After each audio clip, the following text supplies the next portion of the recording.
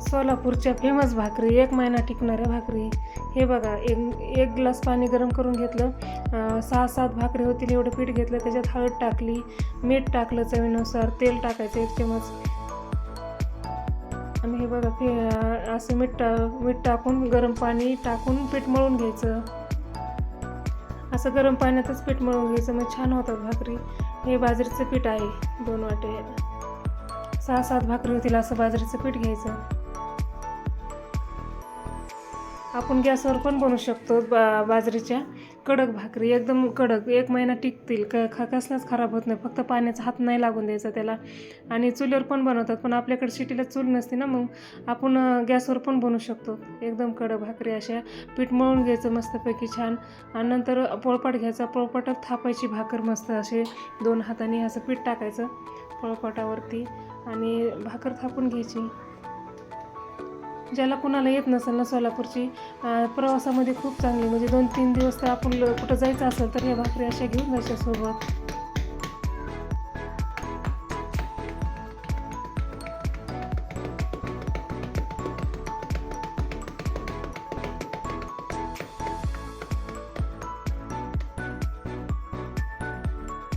ही अशी एकदम पातळ थापून घ्यायची. नंतर लोखंडाचा तवा असतो ना, त्याच्यावरती भाजायची. मस्त कडक होती भाकर, एकदम खरपूस होते. असे तोडली तर ना पापडसारखीच लागते. पापड आपण कसं असतं पापड भाजल्यावर, एकदम तशी पातळ पातळ भाकरी करून घ्यायच्या.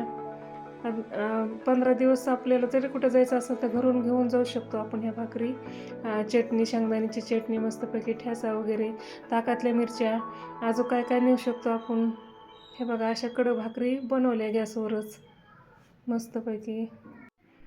ही भाकर बघा किती कडक झाली, तुम्हाला दाखवते किती एकदम कडक झाली.